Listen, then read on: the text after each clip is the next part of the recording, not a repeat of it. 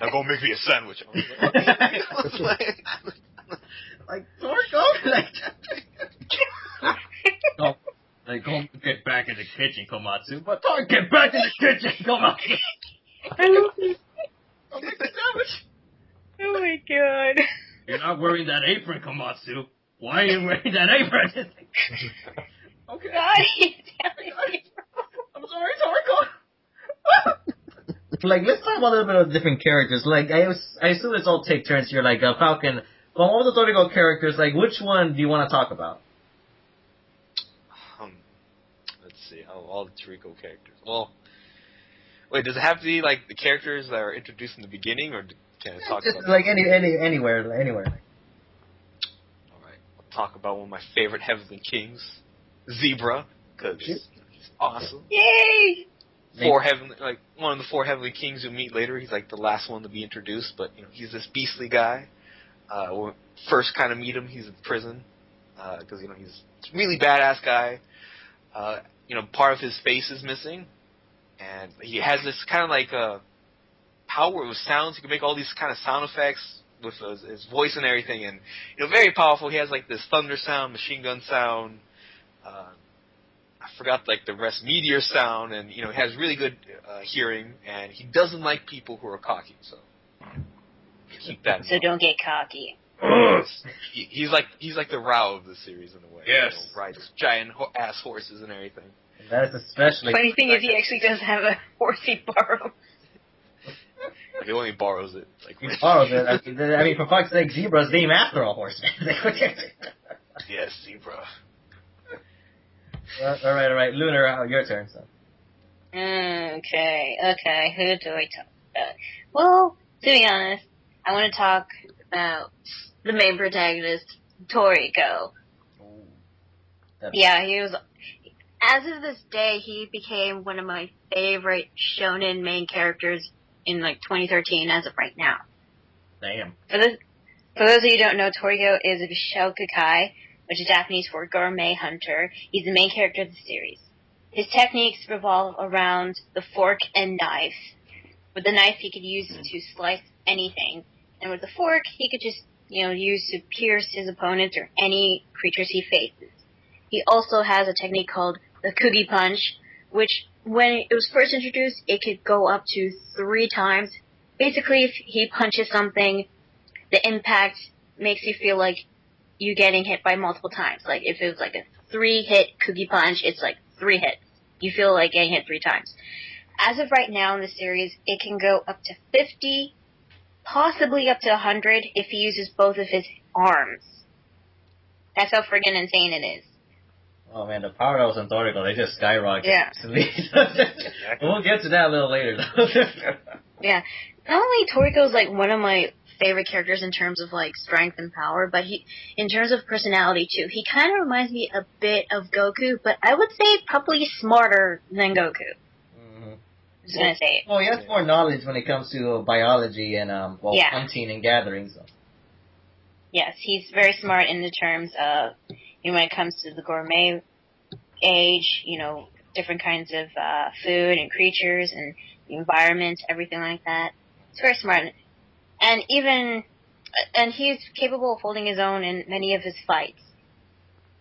He rarely loses, I will admit, but when he does go through some moments where develops his character, and he also gets stronger as time goes by.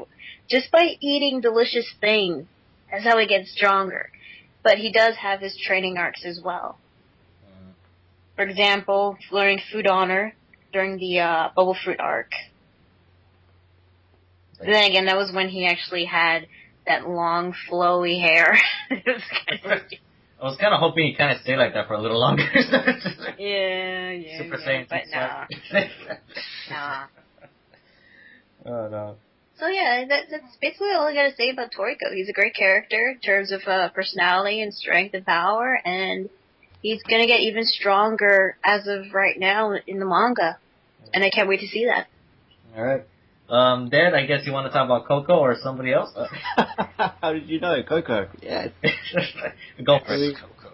I mean, he is my favourite character. I like him because he's got that like sophisticated, like smart personality, and he reminds me of like Brahma and Piccolo. And I was really like the fact that he's the first anime character I've ever seen that uses poison as like a proper fighting ability. And I mean, he fucks up robots with poison. How does that even work? Because he's poison sword. I don't know. I don't know. It's just Coco. It's fucking cool. It's Coco. He's awesome. Exactly. He's got Kiss. Fucking Kiss. Yeah. For those of you who don't know, Kiss is an emperor crow. It's a giant crow. Also one of the, I believe, the 8 kings of beasts. I don't remember the details anymore. The details aren't too. I don't know, but aside from that, man, like, do you have like a favorite moment with Coco or Dead or no? I don't know. I mean, obviously, I'm not like properly caught up fast. No, I'm still like at the beginning, so he's only done a few things like the pufferfish shit and taking out the GT robots.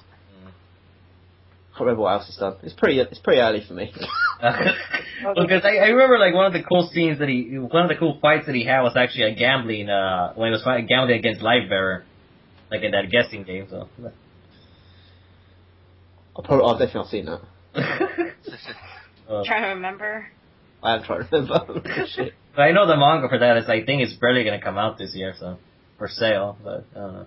But anyways, like I know Kai hasn't seen much, so we can't talk about the last remaining gourmet. I mean Heavenly King. So I guess I'll talk about the fabulous Sunny. So fabulous, man. I don't know, cause that's one of the characters kind of.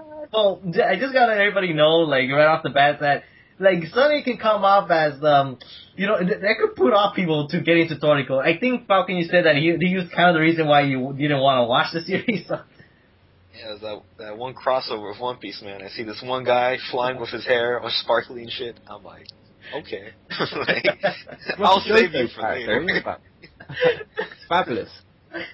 Yeah, I remember. That was before I was exposed to fabulousness, man. Before JoJo came around. Yeah, I remember reading the manga, and the first thing I remembered thinking when I saw this guy was, oh god, look at those eyelashes. I do think that Coco and Sunny's name should have been switched around, though, for some really weird reason. I think Coco suits him better. Yeah, I know, it kind of does. Sunny and Coco. But Sunny has that Sunny personality, man. Oh my god. Yeah, sometimes his personality can, first impressions, it can go off as a bit of flamboyant. Yeah. But he's not really like that. He just likes beautiful things. I don't know. In the English dub, they kind of emphasize like how flamboyant he is. Like, OMG, this is so fabulous. Like, oh. Did he really say that? No, he doesn't say. He says something along those lines, but he's like he's very perky. He's very perky and like Toriko. Yeah, like Toriko. It's like. And it's kind of funny because the actual actor is not like gay at all. Wait, what? Well, the actual actor when the voice actor speaks normally, it's not. He's like, there's no hint of gayness whatsoever. But when he goes to Sunny, he's like, oh wow, personality switch. Like, the powers of voice acting.